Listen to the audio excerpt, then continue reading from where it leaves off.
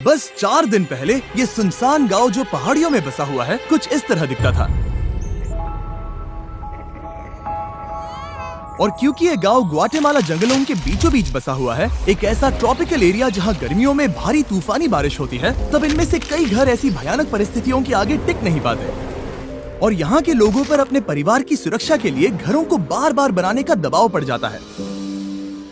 हालांकि Guatemala city यहाँ से बस 4 घंटों की दूरी पर है और वो इस गांव से बिल्कुल अलग है। वहाँ पक्के बने हुए मार्केट्स और काम मिलने के कई सारे मौके हैं और यही दूरी हम कम करना चाहते हैं।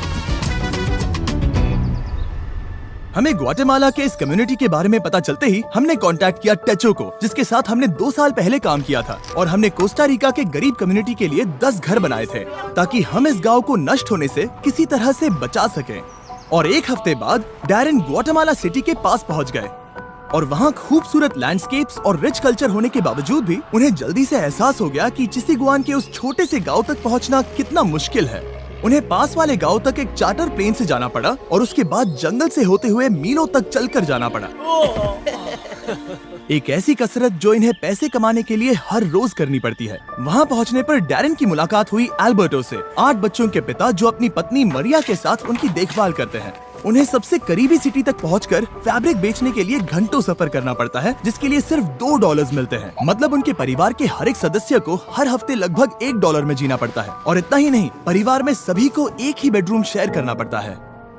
अभी ये लोग जिन घरों में रह रहे हैं वो बहुत ही बुनियादी स्तर के हैं। इनके फ्लोर्स मिट्टी से बने हुए हैं। यहाँ कोई बिजली नहीं है। इन्हें घर में आग जलाकर खाना बनाना पड़ता है और खुद को गर्म रखना पड़ता है। और उसके साथ ही एल्बर्ट और उसके कम्युनिटी के लिए पीने का साफ पानी इकट्ठा करने का कोई इंतजाम नहीं है। हमें अब भी जाकर कुएं से पानी लाना पड़ता है और जितना पानी हम इकट्ठा कर पाते हैं वो हमारे पूरे परिवार के सदस्यों के लिए काफी नहीं पड़ पाता। अपने परिवार को पालने के लिए इन्हें इतनी मुश्किलों से जाना पड़ता है कि हमें ये देखकर बहुत बुरा लगता है। हम इस समुदाय की मदद करना चाहते हैं। इनकी जिंदगी में बड़ा बदलाव लाना चाहते हैं। इन्हें एक कंफर्टेबल और सुरक्षित जगह देना चाहते हैं जहां ये बच्चों को बड़ा कर सके। तो अगले कुछ दिन हम हमारे पार्टनर टेचो जो यहाँ काम करने वाले हैं उसके लिए हमारे पास एक बड़ी योजना है। तो बस 4 दिनों में हम यहाँ पर 15 नए घर बनाने वाले हैं जहाँ होंगे बेसिक इलेक्ट्रिसिटी के लिए कुछ सोलर पैनल्स, एक सैनिटेशन सिस्टम, कंक्रीट के फ्लोर्स, एक लकड़ी जलाने का चूल्हा और एक रेन हार्वेस्टिंग सिस्टम जो होगा स्टोरेज और फिल्ट्रेशन के साथ। टेचो में ऐसे लगभग 15 लाख वॉलंटियर्स हैं जो इस ऑर्गेनाइजेशन से पास होकर निकले हैं। इस तरह की एक्टिविटीज उन्हें उनकी पारंपरिक जड़ों से जोड़कर और उन छोटे कम्युनिटीज को सहारा देकर उनकी जिंदगी बदल सकती है।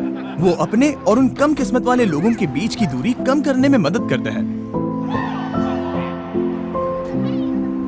अगले दिन सुबह सुबह जब उस काम को शुरू करने में 4 दिन बचे थे, तब टेचो के करीब 50 वॉलंटियर्स उस गांव में कंस्ट्रक्शन शुरू करने के लिए चले गए और उस गांव में सड़कें कम होने की वजह से डैरेन और उन वॉलंटियर्स को सभी बिल्डिंग इक्विपमेंट्स पहाड़ी की चोटी पर उठाकर ले जाने पड़े जहां वो नए घर बनाए जा रहे थे। इसलिए अगले 48 घंटे बहुत ही मुश्किल होने वाले थे।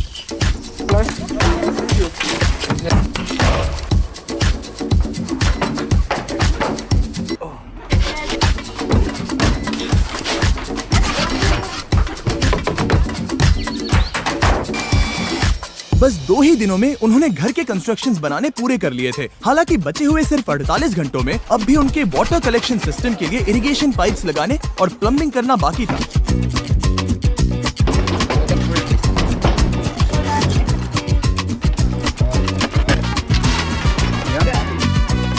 वो यहाँ पर बहुत सारा पानी इकट्ठा कर पाएंगे ताकि बारिश के ना होने पर भी इनके लिए पर्याप्त पानी मुहैया हो सके। ये उनके लिए एक बहुत बड़ी सुविधा है।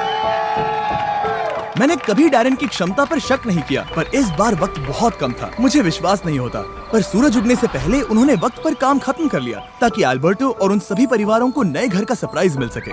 और बच्चे तो अपनी एक्साइटमेंट रोक ही नहीं पाए। चलो रिबन काटते हैं।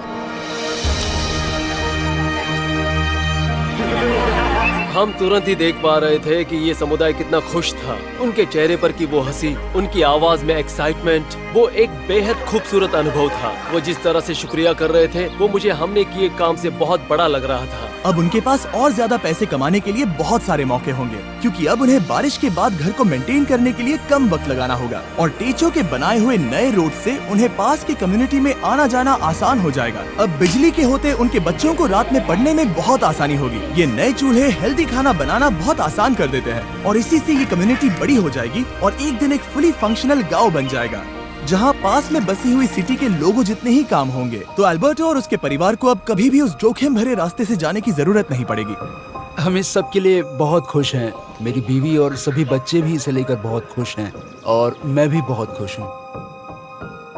और इसके बाद भी हमारे पास इस कम्युनिटी के लिए और एक सरप्राइज है, पर उसे दिखाने से पहले मैं आपको इस वीडियो के स्पॉन्सर के बारे में बताना चाहता हूँ, ड्रैगन सिटी। इस प्रोजेक्ट को स्पॉन्सर करने के बावजूद ड्रैगन सिटी होस्ट कर रहा है एक फिलैंथ्रोपी वीक चैलेंज जो जनवरी 21 से लेकर 28 तक रहेगा। विनर्स टेचो के लिए पॉइंट्स अर्न कर सकते हैं एक इलेक्ट्रिक और एक फ्लेम पेरेंट को ब्रीड करके, और हर 50,000 पॉइंट्स अर्न होने पर ड्रैगन सिटी टेचो.us को $100 डोनेट करेंगे ताकि लैटिन अमेरिका में शेल्टर्स बनाने में मदद कर सके, जिसका डोनेशन गोल है $20,000। और हाँ, इसमें एक custom mister beast runner island 24 जनवरी से शुरू होने वाला है, जहां आप सभी मिस्टर बीस्ट ड्रैगन्स को इन गेम ऑफर से पा सकते हैं। पर अगर आपको मेरे ड्रैगन्स पसंद नहीं है तो आप हजारों ड्रैगन्स में से भी चुन सकते हैं। फिक्र मत करो, मुझे बुरा नहीं लगेगा जब तक आप सब्सक्राइब करते हैं। ड्रैगन सिटी डाउनलोड करने के लिए डिस्क्रिप्शन के लिंक पर क्लिक करें या फिर इस QR कोड को स्कैन करें, जिसमें होगा special starter pack 15,000 food, 30,000 gold, 10 James, और ज्वाइन करें 20 फिलैंथ्रोपी वीक एक ड्रैगन मास्टर बनकर।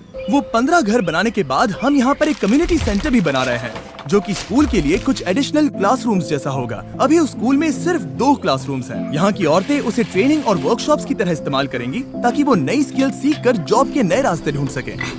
इस गांव के लोगों ने हमारे लिए अपने घरों को खुला कर दिया, अपने दिलों को खुला किया और साथ ही में अपने समुदाय को भी खुला किया, और उसका हमें इस समुदाय में रहकर एहसास हुआ। इस वीडियो के लिए आपका सपोर्ट मायने रखता है। उम्मीद है आपको मजा आया होगा। हमेशा की तरह आप सभी की आंखें इस वीडियो को देखकर लोगों की मदद करती हैं, पर आपकी उंगलियां भी मदद कर सकती हैं उस सब्सक्राइब बटन को दबाकर। तो जल्दी दबाइए और कमेंट्स में हमें बताइए, और जो भी सब्सक्राइब नहीं करेगा उन पर गुस्सा करिएगा। गुस्सा करिए लेकिन प्यार से, क्योंकि हमें पॉजिटिविटी पसंद है। पर हाँ, उन सबसे सब्सक्राइब जरूर करवाइए। बाय। एना की प्यार भरी याद में हमें सपोर्ट करने के लिए शुक्रिया।